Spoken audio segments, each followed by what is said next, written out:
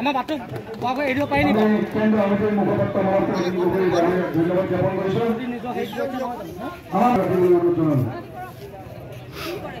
Sonari police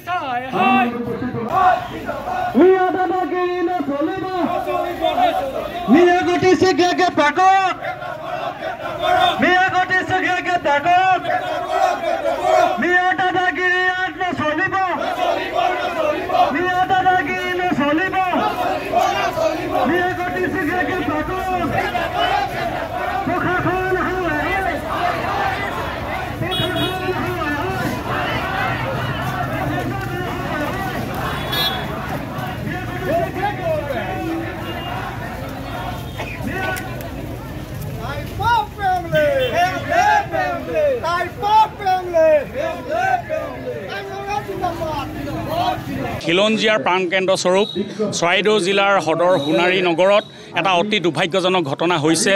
খিলঞ্জীয়া মুছলমান মহিলা এগৰাকী মাতি এটা সন্দেহযুক্ত নাগৰিকৰ দলে ইয়াত তেখেতসকলে বলপূৰ্বক অধিকাৰ কৰা বা কাঢ়ি লোৱাৰ প্ৰচেষ্টাৰ বিষয়ে আমাক অৱগত কৰিছিলে আমাৰ কৰ্মীসকলক।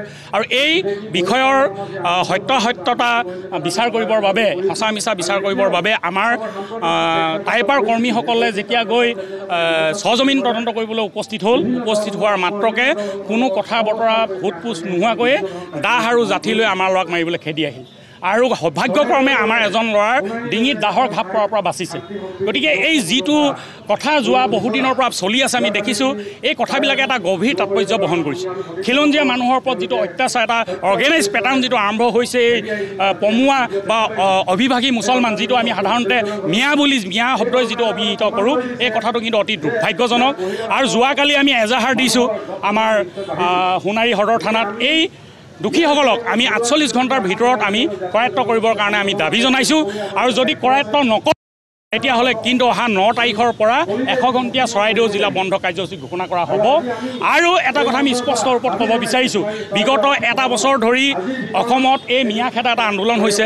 ইয়াত মিয়া খেদিবৰ কাৰণে বিভিন্ন জাতীয় জনগোষ্ঠীয় সংগঠনৰ কৰ্মীসকলে বা জাতীয়বাদী মানুহসকলে ঘৰে ঘৰে এটা অভিযান চলাইছে। কিন্তু টাই আহোম যুৱ পৰিষদে কিন্তু আজি তাৰিখলৈকে ঘৰে ঘৰে অভিযান চলোৱা নাছিলে। আমি য'ত খবৰ পাইছোঁ অবৈধ নাগৰিকৰ সম্পৰ্কে আমি স্থানীয় প্ৰশাসনক আমি অৱগত কৰিছোঁ। আমি কেতিয়াও আইন হাতত তুলি লোৱা নাই। যোৱাকালি আমি আইন হাতত তুলি লোৱা নাছিলোঁ। আমি খবৰ ল'বলৈ গৈছোঁ। আপোনালোকে যদি সেই মহিলাগৰাকীক সোধে, যিগৰাকীয়ে আমাক অভিযোগ দিছিলে, আপোনালোকে তাৰ প্ৰমাণ পাব। কিন্তু আমাৰ নিৰস্ত্ৰ যুৱকসকলক যেতিয়া দাহে ঘপিয়াই মাৰিবলৈ আহিলে, ডিঙিত ঘাপ দিবলৈ আহিলে, এতিয়া আমি বহি নাথাকোঁ। নাই ৰঙামাটি, নাই গুৱাহাটী, ৪৮ ঘণ্টা সময় দিছোঁ।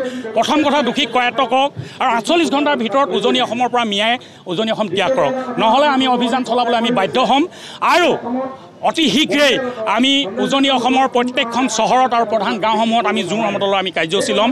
এই জোৰ সমদল কাৰ্যসূচীৰ যোগেদি আমি চৰকাৰক সকীয়াই দিম যে অনাগত খুব কম সময়ৰ ভিতৰতে উজনি অসমৰ পৰা মিয়াসকল যাব লাগিব। যদি উজনিৰ পৰা মিয়াসকল আঁতৰি নাযায়, তেতিয়াহ'লে কিন্তু আমি ঘৰে ঘৰে আমি অভিযান চলাবলৈ টাই আহোম যুৱ পৰিষদ বাধ্য হ'ম। আজিৰ পৰা আমাৰ সংগ্ৰাম আৰম্ভ হৈছে। আজি ঘটনাৰ বুজ ল'বলৈ আমাৰ সমগ্ৰ অসমৰ কৰ্মীসকল আজি ইয়াত সমবেত হৈছে। মই আমাৰ কৰ্মীসকলৰ লগত ইতিমধ্যে আলোচনা কৰিছোঁ, আৰু আজি এই প্ৰতিবাদী সভাৰ পিছতেই আমি সমগ্ৰ কাৰ্যসূচী সন্দৰ্ভত আমি আলোচনা কৰি আপোনালোকক অৱগত কৰিম। ইতিমধ্যে যিকেইটা সিদ্ধান্ত লোৱা হ'ল আপোনালোকক কৈছোঁ। নাই ৰঙামাটি, নাই গুৱাহাটী, উজনি অসমত জনগাঁথনি সলনি কৰিবলৈ দিয়া নহ'ব।